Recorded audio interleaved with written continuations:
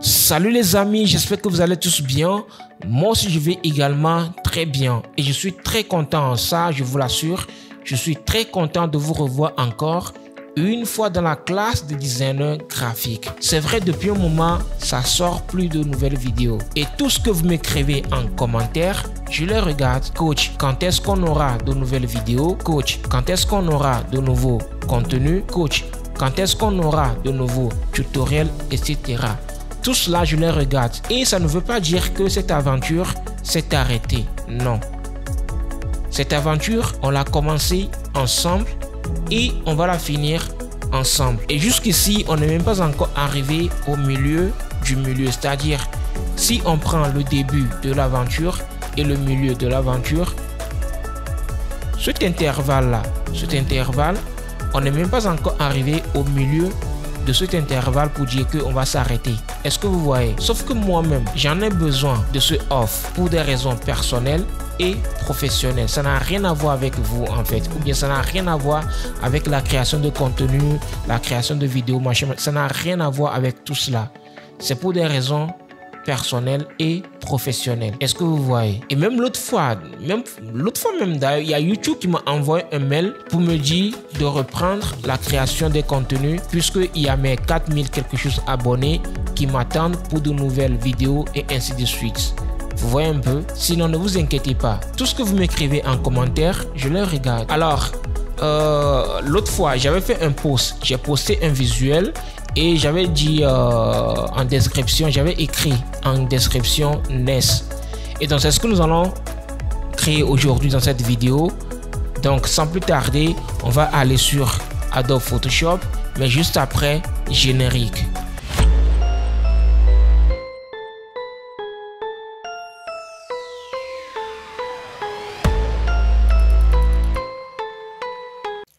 Nous voici maintenant dans Photoshop et ce que vous voyez actuellement, disons, c'est l'aperçu de ce que nous allons réaliser. Donc, pour la première action, nous allons créer un nouveau document, comme d'habitude, 1080 par 1080 pixels.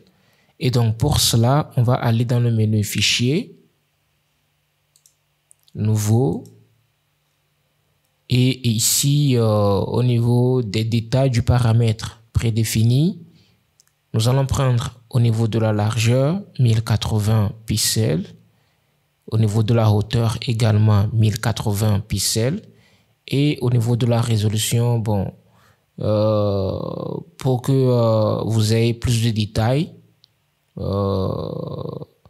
de ce que vous allez créer. Donc du coup, on va prendre 300 pixels par centimètre. Il y a également pixels par pouce, mais pour plus de détails, il faut prendre pixels par centimètre au lieu de pixels par pouce. Bon, il y a des cas aussi dans lesquels vous allez obligé de prendre pixels par pouce. Si par exemple, vous allez créer une bannière, peut-être une bannière Facebook, une bannière YouTube, une bannière qui va être utilisée sur des applications mobiles et consorts. Bon, tranquillement, vous pouvez aller sur pixels par pouce, quoi. Vous voyez un peu. Bon, ça dépend de ce que le client vous demande ou bien de l'utilisation finale de votre fichier. Est-ce que vous voyez? Mais ici, moi, j'aimerais qu'on dispose plus de détails, c'est-à-dire qu'on ait plus de détails sur la fiche. Donc, du coup, au lieu qu'on prenne pixels par pouce, nous allons plutôt prendre pixels par centimètre. Et au niveau de la colorimétrie, bon, c'est quelque chose, c'est un visuel qu'on va utiliser sur les réseaux sociaux. Donc, pas besoin qu'on prenne CMYN. On va juste prendre couleur RGB. Et au niveau du bit, nous allons prendre 8 bits. Et sinon, il y a également 16, 32 bits. Mais on veut laisser la machine aussi respirer un peu. Donc, on va prendre 8 bits. Bon, ici, il n'y a pas grand-chose à dire. Et ensuite, au niveau des deux boutons, nous allons cliquer sur Créer. Et voilà, nous avons le document 1080 par 1080 pixels. Et tout de suite, la première des actions, c'est que nous allons créer un nouveau document. Autant pour moi, pas un nouveau document, mais plutôt un calque couleur. Un calque couleur uni. Donc pour ça, on va venir dans le menu, dans la fenêtre des calques. Donc ce que vous voyez ici, c'est la fenêtre des calques. Vous venez sur cette fenêtre et ici, les petites icônes qui sont ici, vous allez cliquer sur l'icône créer un calque de réglage.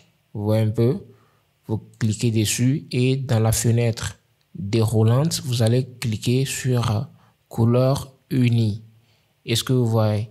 Et ensuite, dans la fenêtre sélecteur de couleur, vous allez prendre du couleur. Déjà au niveau du noir, on va le mettre à 0. Au niveau du jaune aussi, on va mettre 0. Bon, en attendant, au niveau du magenta, on va également mettre 0. Et on va pousser à 100 le cyan. Est-ce que vous voyez? On va pousser à 100 le cyan. Bon, ça fait cyan 100%, c'est trop clair. Alors que nous, on veut avoir quelque chose un peu plus foncé. Donc, du coup, on va essayer d'ajouter un peu de noir, peut-être. On va essayer d'ajouter un peu de noir, un peu de magenta aussi. Vous voyez un peu que ça devient un peu foncé, quoi. Vous voyez un peu par rapport au bleu qu'on avait tout à l'heure. Vous voyez un peu. Bon, je vais encore pousser le cyan. Peut-être 70. 70. OK. Et le noir, on va peut-être... on revient à 0. Pour voir ce que ça va donner. On va ajouter un peu de noir. Peut-être un noir 30%. OK. Là, je pense que c'est bien. Et ensuite, on va cliquer sur OK. Donc, maintenant qu'on a créé notre calque de couleur, nous allons ensuite créer un second calque de couleur qui va venir se positionner au-dessus du premier calque de couleur. Donc, l'action reste la même. On vient sur l'icône créer un calque de remplissage ou de réglage. Et tout en haut de la fenêtre déroulante, nous allons cliquer sur couleur unie. Et cette fois-ci, on va prendre du cyan. Donc déjà, on va mettre le noir à 0, le jaune également à 0, magenta 0. Et puis cyan, on peut le mettre à 100%. Vous voyez un peu. Ensuite, on fait OK. Alors, une fois qu'on a créé les deux couleurs, c'est-à-dire les deux calques de couleurs, nous allons venir sur le calque fond 2, c'est-à-dire la seconde couleur, le cyan 100%. Calque fond 2, vous voyez un peu, on vient dessus et on va sélectionner son masque de fusion. Vous voyez le petit calque en blanc qui est ici, c'est le masque de fusion du calque fond 2, vous voyez un peu. Donc on vient, on clique dessus et ensuite on va inverser la sélection. Donc pour inverser la sélection, on fait, si vous êtes sur un clavier Windows, donc vous allez faire CTRL-I.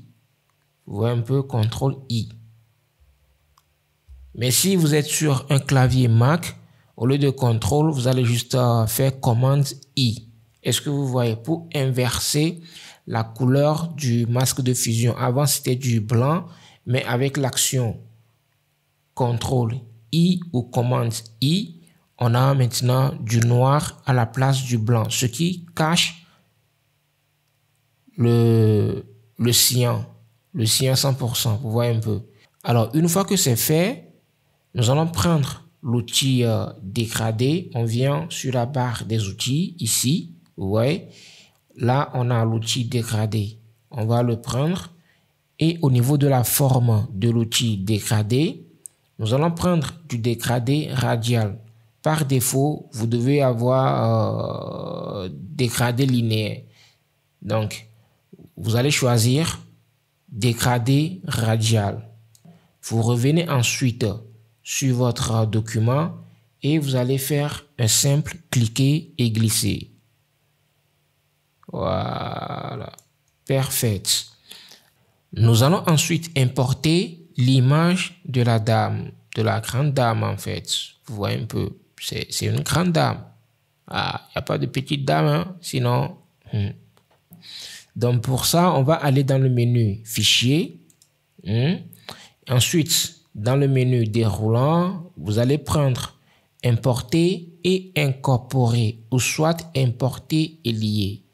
Bon, bref, vous avez la possibilité entre ces deux options. Importer et incorporer ou soit importer et lier. Moi, je préfère toujours, si je travaille sur un gros projet, j'aime toujours utiliser l'option importer et lier. Parce que là, je sais que tout est en lien, tout est synchronisé en fait. Vous voyez un peu. Tout est synchronisé en fait. Donc, ça me permet même, si j'importe un fichier AI directement dans Photoshop, si je fais des modifications sur le fichier AI, je l'enregistre, je reviens dans Photoshop, ça s'actualise en même temps. Donc, c'est tout l'avantage en fait. Vous voyez un peu. Donc, si moi, je travaille sur des projets de grande envergure, bon, je prends chaque fois importer et lier. Mais ici, bon, on va pas trop se casser la tête. On va prendre importer et incorporer. Vous voyez un peu. Et nous allons prendre l'image de la dame qui est juste ici. On clique dessus et ensuite on vient, on clique sur importer. Alors, nous allons ajuster. Bon, moi je pense que c'est bon. Je vais même réduire un peu l'image dans un premier temps. On réduit l'image. On fait double-clic pour la valider et ensuite nous allons la détourer. Bon, pour ceux qui ne savent pas comment détourer une image dans Photoshop, nous avons une vidéo bien détaillée là-dessus. Donc, je mettrai le lien qui va apparaître dans un instant en haut de l'écran sur lequel vous pouvez cliquer et aller suivre la vidéo tranquillement et connaître ou bien savoir comment détourer une image dans Photoshop. Peu importe l'objet, ça peut être une image, un objet, ainsi de suite. Et comment le détourer parfaitement dans Photoshop, vous saurez tout cela après avoir regardé la vidéo en question. Donc ici, ce que nous allons faire, je vais dans le menu sélection, ensuite sélectionner le sujet, j'attends, Photoshop va faire des calculs, machin, et voilà, automatiquement, il m'a sélectionné madame. Donc du coup, qu'est-ce que nous allons faire? Nous allons prendre bon, peut-être l'outil rectangle de sélection, peu importe. Ensuite, on va cliquer sur sélectionner et masquer. Bon, arrivé ici, on va prendre cet outil, outil amélioration des contours. On le prend, on vient, on va balayer tout le contour de la dame. Bon, on va améliorer le contour de la dame. Tout doucement, on se presse pas. On ne se presse pas, tranquillement, tout doux.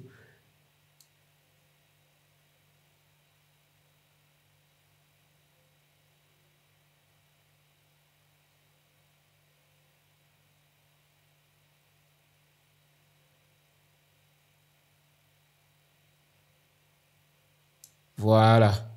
Ensuite, on revient ici, on va cliquer, on va dérouler cette option paramètres de sortie. On clique sur l'onglet histoire d'accéder aux options de sortie. Ensuite, sortie vers par défaut, vous allez avoir sélection. Donc, on va cliquer sur l'onglet histoire d'accéder aux autres options de sortie. Donc, on va prendre masque de fusion et ensuite on clique sur OK. Et donc là, rapidement, on vient de détourer madame. Là, je peux enfin... Bon, désolé, hein, vous pouvez enfin, ou bien on peut enfin agrandir l'image telle qu'on le souhaite. Vous voyez un peu? Bon, je pense qu'ici, il y a quelques petites imperfections. Donc, pour ça, on va prendre l'outil pinceau. On va vérifier si on a du blanc au premier plan.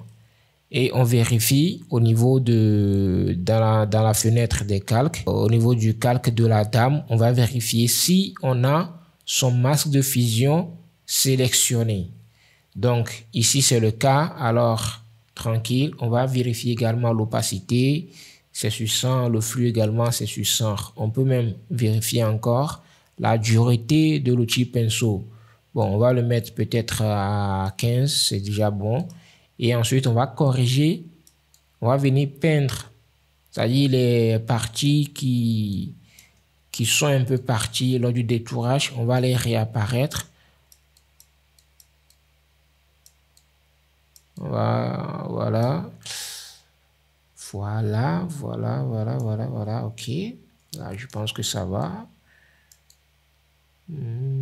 Ok, là, je pense que c'est bon. Maintenant, nous allons travailler la colorimétrie. Nous allons étalonner notre image pour qu'elle matche bien avec le background. Donc, du coup, qu'est-ce que nous allons faire? On va créer juste au-dessus du calque de Madame un calque balance des couleurs. Bon, moi, je vois que ici il y a le magenta qui est un peu dominant. Donc, du coup, on va mettre un peu du bleu. C'est faux, hein? On va plutôt mettre un peu de jaune. C'est-à-dire, on diminue le jaune, on met un truc de -4. Là, je pense que c'est bon, ça peut le faire. Mais ça me va bien. Au niveau des tons foncés, oui, j'aime bien. Non, attends. Et ça, c'est bon. Bon, attendez, on va ajouter un calque courbe. Donc, on clique sur le menu, sur l'icône, créer un calque de réglage ou de remplissage, courbe. On va l'incruster dedans, on va l'écréter. On va écréter les deux dans le calque Madame. Donc, pour ça, pour écréter le calque balance des couleurs dans le calque de Madame, qu'est-ce que vous allez faire? Vous allez maintenir la touche Alt de votre clavier enfoncé. Vous venez positionner le curseur entre le calque Madame et puis le calque balance des couleurs. Et ensuite, vous faites un seul clic. C'est-à-dire un simple clic, quoi. Tac. Donc, ce qui veut dire que tous les effets balance de couleurs sont restreints au calque de Madame. Donc, ce qui veut dire que là, si vous arrivez à faire ça, ce qui veut dire que tous les effets balance des couleurs sont restreints au calque de la dame. Vous voyez un peu. Donc, on va également faire la même chose au niveau du calque courbe. On maintient toujours la touche Alt enfoncée et on vient positionner le curseur entre le calque balance des couleurs et le calque courbe. Et ensuite, un simple clic. Voilà. Là, je pense que c'est bon. Ensuite, on va faire un double clic sur la vignette courbe, pas sur le masque de fusion du calque courbe. Non. Plutôt sur la vignette du calque courbe. Vous faites double clic pour afficher la fenêtre courbe. Est-ce que vous voyez? C'est-à-dire la fenêtre propriété courbe. Vous voyez un peu. Et ensuite, nous allons augmenter un peu. On va éclairer un peu l'image parce que je pense que c'est un peu sombre. Donc, pour que l'éclairage, c'est-à-dire la courbe, soit un peu plus peaufiné, nous allons également agir étape par étape sur les différentes couleurs, c'est-à-dire le rouge, le vert et puis le bleu. Donc, dans un premier temps, on va agir sur, on va sélectionner le rouge. On va essayer de le diminuer un peu ou bien de l'augmenter un peu. Bon, moi, je pense que c'est bon comme ça. Maintenant, on va prendre le vert.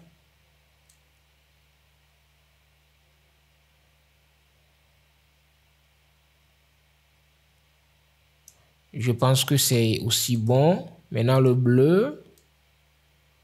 Non.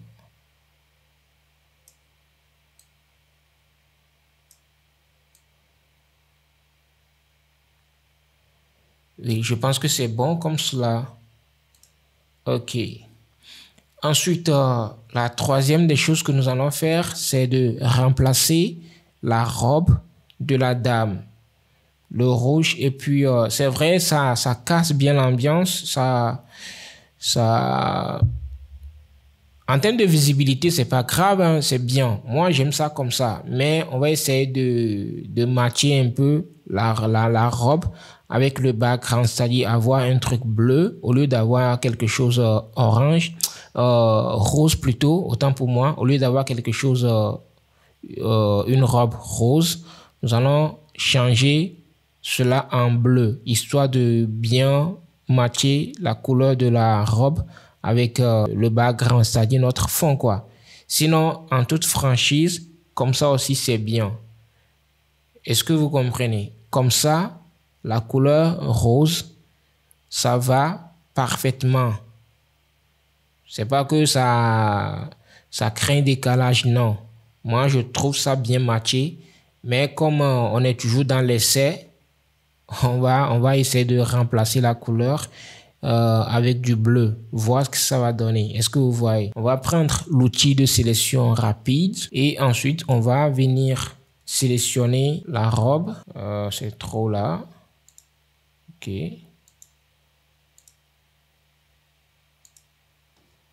Alors, une fois que la sélection est faite, on revient dans le menu calque et on va encore cliquer sur l'icône créer un calque de réglage ou de remplissage, et tout en haut nous allons prendre couleur unie et au lieu du noir nous allons prendre le bleu qui est ici. On va juste piquer et ensuite on fait OK, et ensuite nous allons changer son mode de fusion en couleur. Donc voilà, par défaut nous avons normal comme mode de fusion, donc on clique sur cet onglet et dans la fenêtre déroulante tout en bas nous allons prendre couleur. Alors qu'est-ce que vous en pensez? Avant on avait ceci, OK. Maintenant avec le remplacement de couleur on a ceci. Ensuite, qu'est-ce que nous allons faire, les gars? Nous allons, vous allez voir que ici, nous avons un truc de nuage, un truc de clouds. Donc, on va essayer de créer la même chose pour notre visuel. Alors, là, on est dans Illustrator. Et qu'est-ce que nous allons faire? Nous allons prendre l'outil rectangle. Et puis, on va faire ceci, tranquille. Ça aussi peut-être. Non, j'en suis pas sûr. Ça là, on va le réduire un peu. Et on refait ceci. OK. OK. Bon, je remets ceci. OK. Je vais l'agrandir un peu. Je vais dupliquer ceci. OK. Je vais faire ceci. Ensuite, on va faire ça.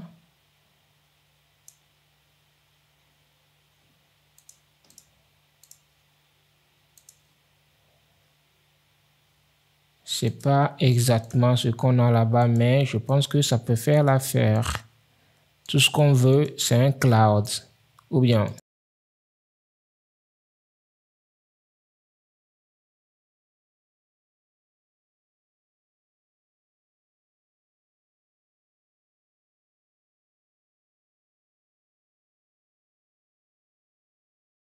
Ensuite, je vais faire juste un copie et puis on revient dans Photoshop et on fait coller objet dynamique.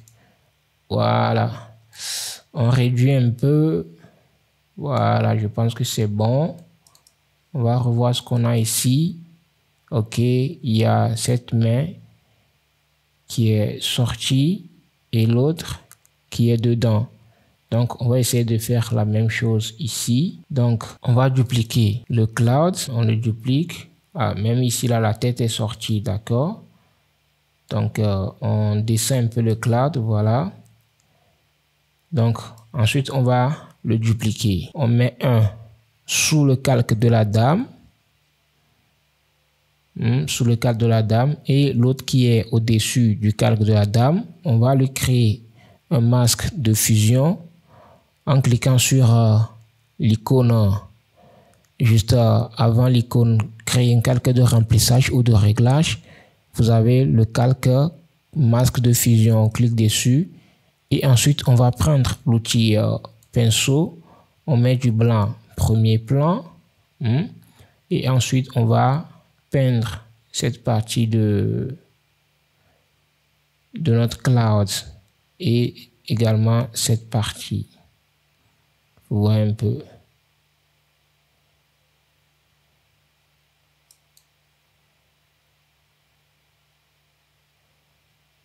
Est-ce aussi ici aussi est dedans? Non, je ne pense pas. Voilà, c'est pas dedans. Donc, on va remettre ça à sa place. Et ensuite, qu'est-ce que nous allons faire? Bon, ici, on a un petit effet de flou. On va essayer de faire la même chose également ici. Et même ici, je vois que l'épaisseur, le contour du cloud est trop. Donc, mais c'est pas grave, c'est pas grave. On sélectionne le cloud, on va dans Fichier, Filtre, on va plutôt dans Filtre, Filtre, Galerie d'effets de flou, flou de diagramme, voilà.